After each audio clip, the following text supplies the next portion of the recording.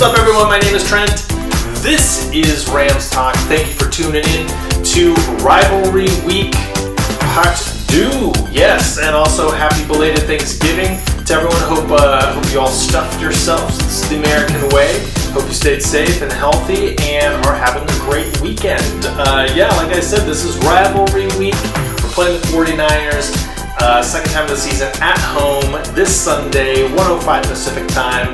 And I'm looking forward to this game big time. You can also find me on Instagram at LA Rams Talk, Twitter at Real LA Rams Talk, the Flick Chat app, and Fan to Fan Network. And also, if you haven't subscribed, please do so. There's a button around here somewhere. But if you're new to the channel, welcome aboard. And for all the legacy subscribers and everyone who's been with me for a long time, thank you for tuning in. And love to hear what you think about everything I say and just your general thoughts on the game below in the comment section. So yes, the 49ers, they own the all-time series lead, 72-67 with 3 ties. So we need this win to get back on track and close the gap, and I think we're going to do it. And the 49ers, I mean, they were injured last time we faced them, but they're even more decimated this time. So like, if we can't beat them now, then I don't know what to tell you. Like I said, this is a big payback game, but also real quick shout out to one of my oldest and best friends, Jason Habermeyer. He grew up right down the street from me in LA, but grew up a 49ers fan, I think because of his dad. But anyways, this one's for you, buddy. So like I said, everyone's decimated for San Francisco. And the reason why I waited a little later than usual to drop this video is because there was so much going on with the injury report, especially for the 49ers. So they have COVID and injuries, double whammy. So this is the latest. I'm sure things will change and some guys might come off the list or go on or stay on, I don't know. But right now, big time players that are on the COVID list. Trent Williams, left tackle Trent Williams, one of the best left tackles in football. Been playing really good ball lately. He has an outside chance of returning. I don't know how much of this is Shanahan's coach speak of not trying to give too much away, but Trent Williams on the outside looking in. Fellow offensive lineman Tom Compton, a veteran, he suffered a concussion during walkthrough, kind of a fishy topic there, but he's going to be out. Brandon Ayuk, basically their offensive focal point the last 3 weeks, he will be out. He's on the COVID list. DJ Jones also on the COVID list. I think COVID list for him. He's a starting defensive tackle, interior lineman. Kwan Williams not on the COVID list, but he's out with an injury. He is one of their cornerbacks who plays primarily, I think, in the slot. And obviously, you know, guys like Jimmy G's out, George Kittle's out, Nick Bosa's out, D Ford is out, and even a couple of their linebackers have an illness, not a COVID, I don't think, but a regular illness, undisclosed. Dre Greenlaw and Aziz Al-Shayer. So I hope I pronounced that last name correctly. So if those linebackers, if Dre Greenlaw can't go, then I mean that's, I think, as a significant blow as anything. I mean, I think the Trent Williams and the Brandon Ayuk and the DJ Jones recent absence from the team here, that's huge. I mean, their offensive line now is Swiss cheese, especially with Aaron Donald. So that's crazy also, but they're replacing Deebo Samuel with Ayuk, so Ayuk is out, but Deebo Samuel's back. So guys that are coming back, Javon Kinlaw, he was on the COVID list, he's back. Deebo Samuel is going to be back. Raheem Mostert should be back. Jeff Wilson, Tevin Campbell, and Richard Sherman. So basically their running back corps is back full strength. I mean, depending on how much workflow and how much rust they have, but they have like all their 4 guys because McKinnon is already there. Richard Sherman comes back. Their secondary has been pretty much lights out this year, so Sherman's not going to get 60 snaps in this game, but they will phase him in because he's not obviously full strength. Richard Sherman is better than Emmanuel Mosley, but it probably work him in a little bit. So anyways, they got some reinforcements coming back, but they have a lot of guys going out. So it's just kind of how it's been for the 49ers this year, and it's amazing. Really is. I mean, like, take the rivalry aside, take the fact that I hate the 49ers aside, but like the fact that their defense has played so well with so many guys out, the fact that they even have 4 wins with so many guys out is a testament. They beat us, I mean, what can you say? On the injury front for our team for the Rams. Micah Kaiser's been placed on the 3-game IR, so he'll come back in a couple of weeks. No surgery needed there. Tyler Higbee is game time decision with the elbow.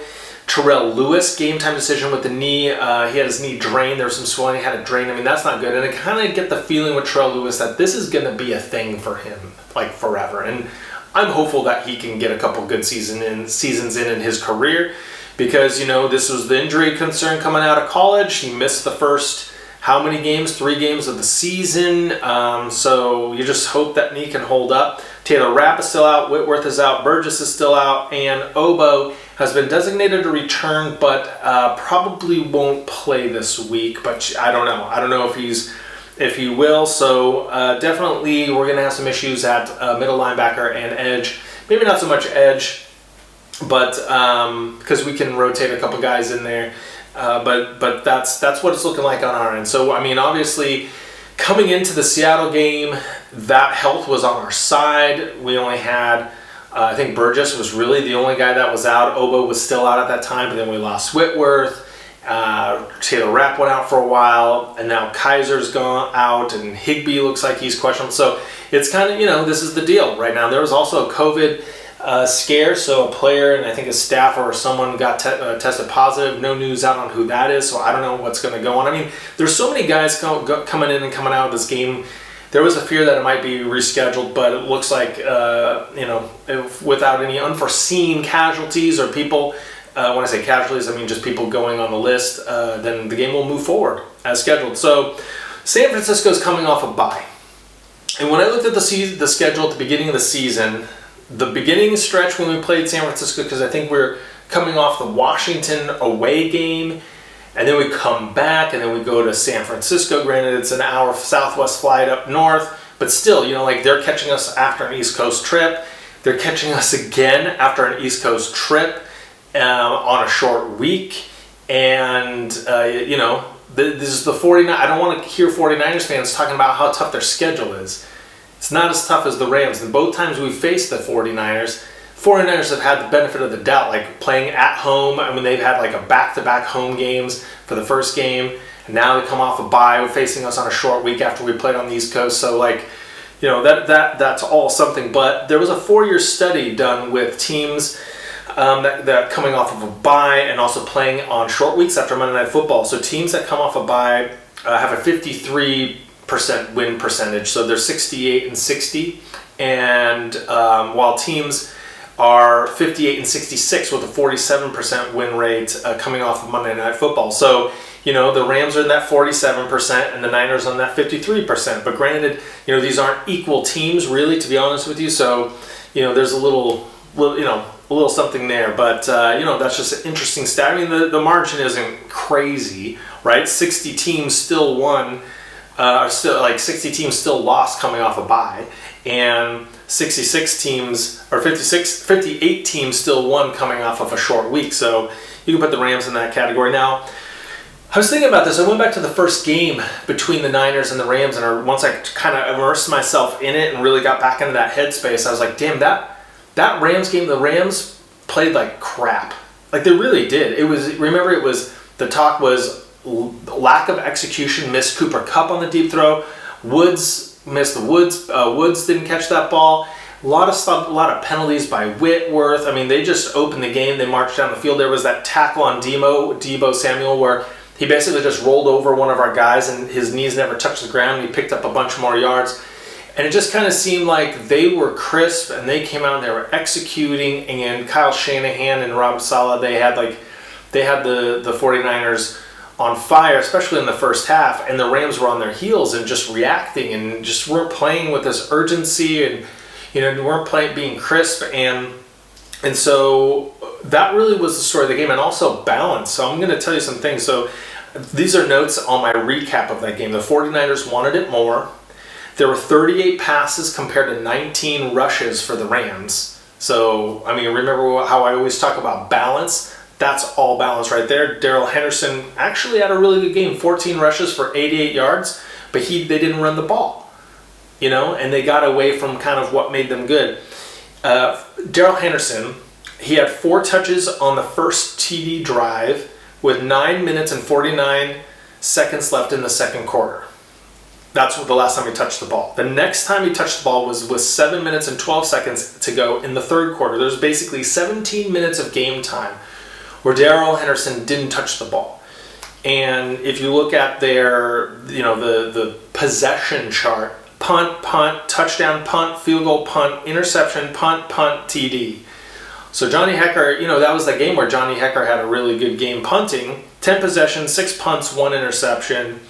So it just really wasn't a crisp game all the way around. And the 49er defense shut down the Rams with 311 yards total offense, which was the Rams' second lowest of the year behind the Giants, which is kind of crazy. I thought the Niners would have had that, but it was the Giants who held them the most. But still, 49ers defense took it to the Rams offense in that game. They actually outgained the Rams 390 yards to 311, even though the Rams limited them to just 3 points in the second half. So that was a classic game of 49ers come out, start really quick, Rams don't, sluggish even on offense, and then in the second half the Rams defense makes the adjustments and totally shuts them down, but the Rams offense still can't do anything. That was also the game where Verrett had that interception in the end zone that talk about a game, that was a total game changer. Sloman missed an extra point. I think he might have even missed a field goal in that game. So, that should have at least been 24-17 if the Rams had scored a touchdown instead of the interception. It's a tie game. So even though the Rams played pretty poorly in that game, they still lost by just a touchdown. So that makes me feel confident heading into this game. And it makes me feel confident also because I feel Jared Goff in the offense is in a much better place. I feel like the defense definitely is in a much better place. Like they, if they can hold Russell Wilson to 1 touchdown and Tom Brady to a couple touchdowns, and let's just be honest that the Bucks shouldn't have scored as much as they had because they were gifted a bunch of penalties. So yeah, that was that first game, and I feel the teams are trending in 2 different directions. Whereas the 49ers is just trying to stay afloat and get some warm bodies back, the Rams are ascending. However, these injuries are a little bit troublesome and problematic. And going back to that game, and something I saw when I was following some of the Niners stuff this week was that the last couple of games, their tackling has not been good. And Robert Saleh, the defensive coordinator, said that the tackle, and in this entire season, and even last year, the tackling is among the league's best. And the reason why it hasn't been good is because they just had their bye week now, and they had tired legs. And their defense is built on team speed. Guys like Jimmy Ward, Dre Greenlaw, these guys just fly to the ball. And when they're tired, they can't do it, they're a step behind, and just a little lethargic. So I think this week off, they're going to come in, they're going to be crisp, and they're going to be hitting, they're going to be running. So they had 15 missed tackles against New Orleans the week before their bye. When they played the Rams, they had 3 missed tackles. So they kind of been running on fumes, and they're going to be coming in fresh. So that's something to be concerned about. Because what the Rams do and what the 49ers both do, they're almost like a mirror of themselves, but the 49ers executed it better last game, was that their yards after the catch. It's all about yards after the catch. And I'll get to this later with Jimmy G and what he did. But so yeah, on offense, I feel for the Rams offense compared to the 49ers defense. So if DJ Jones is going to be out, one of their D tackles, so that's going to be a soft spot in the middle. Javon Kinlaw will be there, and he's good, but still a soft spot up in the middle. What if Dre Greenlaw doesn't play?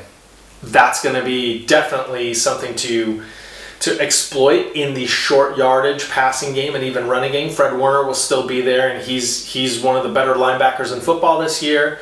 So that's going to be. It all depends if Dre Greenlaw can play. But the matchup that I think will get back on track is Cooper Kupp and Jared Goff. In that game, Cooper Kupp had 3 catches on 9 targets for 11 yards. Cooper Kupp will not have 11 yards. He'll have more than that. Book it, okay? So Jamar Taylor is kind of weird. He was brought on this team as a veteran. He was brought on this team, kind of an afterthought, but he's excelled of late. And I think Cooper Kupp will get the best of him He actually had some opportunities in that last game. Goff, he just didn't connect with Goff, so he'll be a lot better in that game, or in this game right here. Also, I think the 49ers secondary is the strength of their team along with their linebackers, especially with DJ Jones out. I think their defensive line will be a little more susceptible to the run. They're slightly lower ranked in terms of their run defense than they are the pass defense, but still both really good. I think they give up 208 yards passing and 107 yards rushing. So I think it's incumbent upon the Rams offense to show balance and come in with that same kind of efficient attack they had the last couple weeks, where they're just hitting these short throws and getting Darrell Henderson and Cam Akers and Malcolm Brown going and pumping them up the middle.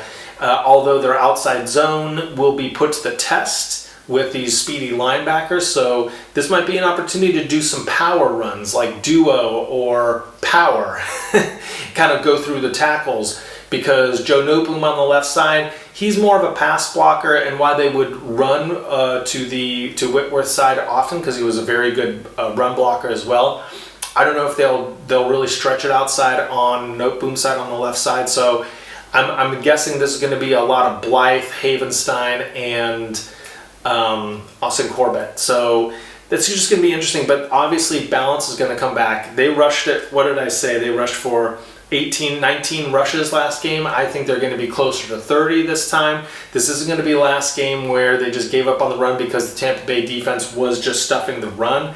So I feel that this is going to be the Ram just working it kind of around the line of scrimmage and within the 10 yards, and they would be wise to do so until it opens up, because like I said, Jason Verrett and Emmanuel Mosley, now you get Sherman back, Jimmy Ward is there, Jaquiski Tartt is out, so one of the best names in the NFL, he is out. So the secondary, though, I still feel is their strength this year along with their linebackers, so we just have to test their linebackers in coverage.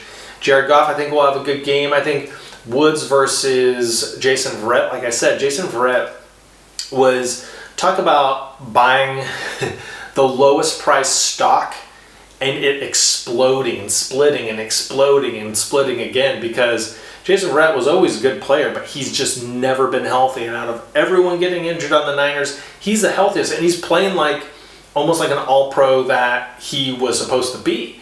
And that's just a diamond. They just found a diamond right there. And he'll probably be locked up against either Josh Reynolds or Robert Woods. That's going to be an interesting matchup right there. So, and in terms of Higbee, if Higbee doesn't go, then it's going to be Gerald Everett and Johnny Munt. So something to keep an eye on right there. But I think the Rams, let's just go 12 personnel, even with Everett and Munt, and let's just do some power runs. So, but Goff is playing well, and I think they're in a much better space, and they cannot, I should have said this up front, but they cannot take this game for granted. You cannot take this game for granted. You look at this game on paper, you look at all the names that are out, 49ers are still going to bring it. This is a divisional game. We cannot, I am not sitting here going, well, okay, we win this game, then we play Arizona, we can win that game, and we could be da-da-da-da. No. This is we really have to go into coach speak and just think of one game at a time. First of all, anything we think and how we approach this game matters. But the 49ers last time we played were pretty depleted. Yeah, they had more offensive firepower in that game, but they brought it. And it just depends on which team asserts it. Now, I'm not worried about the Rams defense. It's the Rams offense. If the Rams offense shows up and balls out, and if the Rams offense scores 30 points, if the Rams offense scores 20 points, they win this game, right? So now I'm flipping it around to the defense. The 49ers will not hit 20 points in this game. I think if they get 10 points, that'll be good. And you never know, anything can happen, it can be freaky, but the Rams defense is on fire. And you take Trent Williams out, you put Skull in the game for the 49ers at left tackle, and you put McKivitz in at guard. So basically their left tackle could be a second-year sixth rounder, and one of their guards, their right guards, I guess, would be this year's fifth rounder. Okay, so granted, the left tackle will be going against Ebukam, Polite, Hollins, probably not Lewis or Obo. And then you're going to have McGlinchey versus Leonard Floyd. AD going against Brunskill and Tomlinson or McKivitz with Brockers there. Also, so I think, number one, I think their offensive line, even though they have their running backs back, and even though Deebo Samuel is back, you still have Nick Mullins. You still have, the offensive line still has to create running lanes. They still have to get out there and make and assert themselves. I don't think this group is going to do it, especially without Trent Williams. To me, that's the biggest eraser for this whole team, is that the difference between Trent Williams and the backup at left tackle, Skull, I guess, I can't remember his name, Skull, is so vast. It's not like Whitworth and Noteboom, which there is a big difference, but it's not like that. So if they can't, if the offensive line can't help the running backs aren't getting. I don't care if it's Raheem Mostert. I don't care if it's Jeff Wilson Jr. or Tevin Coleman or Tevin Campbell or McKinnon. I don't care. Like, those guys aren't. If they're not getting lanes, they're not doing anything. And also, the Rams don't give up explosive plays. And Raheem Mostert, he gets explosive plays, but he does that against terrible defenses. So he'll be back. Let's see how much he's feeling it, but he's not going to bust loose. They're gonna keep the running game in check, mainly because the offensive line is not good. Also, the offensive line is not good. Nick Mullins, good luck. Here's another thing. Jimmy G might not be a world beater, right? And in the last game, what did he have? He had 2 completions past the line of scrimmage in the first half, and 226 out of his 268 passing yards were yards after the carry. But he's a better game manager. He can handle pressure a lot better. And Nick Mullins can't. Nick Mullins is a backup for a reason, right? We are not going to lose to Nick Mullins. No way. No way this defense is losing. This defense just went against Tom Brady and Russell Wilson. And they had all of their guys. They had their running backs. They had their receivers. Well, Russell Wilson didn't have the running backs. And we shut it down. We shut down the running game, we shut down the running game, and we shut down the receivers. And you cannot tell me that Nick Mullins, with the running backs that they have, depleted offensive line, and only Deebo Samuel is going to score more than 10, 13 points. Not going to happen, because you put Jalen Ramsey on Deebo Samuel, and you just say, dude, erase this guy from the game. And it's done. Because then you have, so I was very concerned, because the last game when we played, we did not apply any pressure to Jimmy G. And a lot of people are looking at our pass rush, and it wasn't getting home. And we barely had, what is it here? We had 0 sacks and 2 QB pressures. But it's because none of the passes were going beyond the line of scrimmage. Just get the ball fast, jet motions, sweeps, end arounds, all of these things, so that the pass rush is negated. And I think Kyle Shanahan will do the same thing. Because if the offensive line is weak, Ayuk is out, Deebo Samuel's in, he's going to run the ball, and it's going to be misdirection and short passes. So if we don't get any sacks or pressures because they're doing all that, that's fine, but we have to limit all of that yak. It's all about limiting the yak. And because Micah Kaiser's out, Troy Reader's in, and Troy Reader's not good in coverage, right? So Troy Reader just needs to stay home on the run and pick up pass rush, kind of like what they did before. I think they called it Blue Dog, when they let all the pass rushers at the line occupy blocks and kind of wait for an opening and Reader gets in there.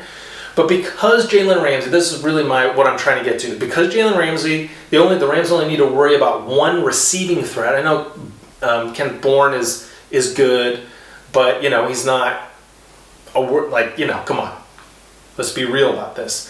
So really, it's Deebo Samuel. You take him out, you still have D. Will, you have Troy Hill, and you have Fuller, you have John Johnson, and all these guys can play up a little bit closer to the line and get in there and take these short and intermediate, really just short passes and dump offs away, because Micah Kaiser and Kenny Young were getting lit last time with all, trying to go sideline to sideline, but we don't need those guys anymore. We can just use our DBs, because we don't have to guard Antonio Brown and DK Metcalf and Chris Godwin and Mike Evans and Tyler Lockett and David Moore. We don't have to guard any of those guys. We just have to guard Deebo Samuel, and then we can let all of our secondary guys play close to the line, or even put D. Will on Deebo Samuel and have Jalen Ramsey just play by the line, blitz, pick up these guys, be close to the ball, be in that star position. So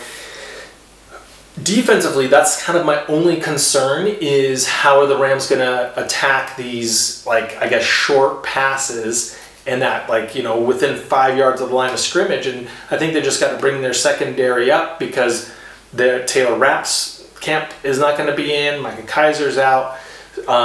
Burgess is out. So Nick Scott, I don't know if Nick Scott will get in the mix. So it's going to be really between Hill and John Johnson and D. Will and Scott and Fuller and Hollins and Young. It's going to be on all those guys to kind of play up and really stuff everything, play a lot of guys in the box. And just, Nick Mullins is not going to beat us over the top. The only guy that can do that with is Deebo Samuel. That's it. You take Deebo Samuel, you cut off the head, and the body dies. And Deebo Samuel really is the head of this. Because if Deebo Samuel is not effective, then this is like the Rams 5-6 years ago, when everything was Tavon Austin at the line and all that crap. So yeah, that's really on defense what I think is going to happen. And also, like I said, we don't have Sam Sloman this time around. Matt Gay is a much more competent kicker, so I feel good about that. I just feel like the Rams' defense is asserting itself every game, and Aaron Donald said there was a lot of chirping going on after that last game. Aaron Donald, by the way, has received only one holding call in 577 attempts, which is ridiculous, because talking about the Tampa Bay game, there were times where he was totally held where you could see it, and it's like, I guess they're just not calling holding at all. And it's not like Jordan Rule, it's not like he's AD and he's just getting all these calls. He's getting nothing. And the Rams have sent tape in, and I guarantee you we're going to get a couple holding calls against Aaron Donald in this game. Aaron Donald wants to shut them up. The Rams, I think, even though the 49ers are downtrodden right now and injury plagued, I think the Rams, especially the defense, really wants to go out and just give it to them. And I hope so. The Rams really need to give it to them, and then the 49er fans can cry and say, well, everyone's injured. Well, yeah, a lot of guys are injured. That's true, but a win is still a win and a loss is still a loss. And a perfect scenario would be the Rams win this game and the 49ers go maybe like 8-8, the rest of the way.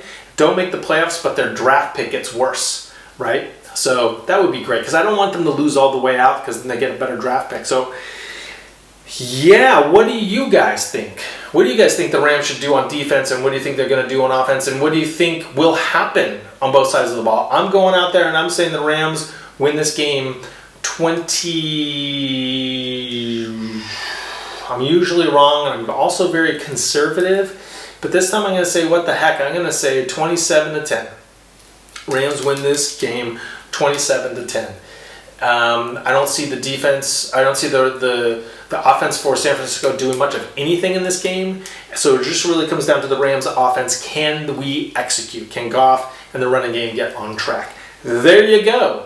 So, yeah, we got one day to go. Probably like 24 hours from now is about when the game, from when I'm recording now to when the game starts. That's when it will all go down. So thank you very much for watching, and hope you had a good weekend. And Jalen Ramsey, you can start the music now. So yeah, that's it. That's it. Jason Habermeyer, I'm going to send this video to you. A little shout out to you. And yeah, like I said, let me know what you think. And yeah, rivalry game. We got to take this one. So thanks for watching. And as always,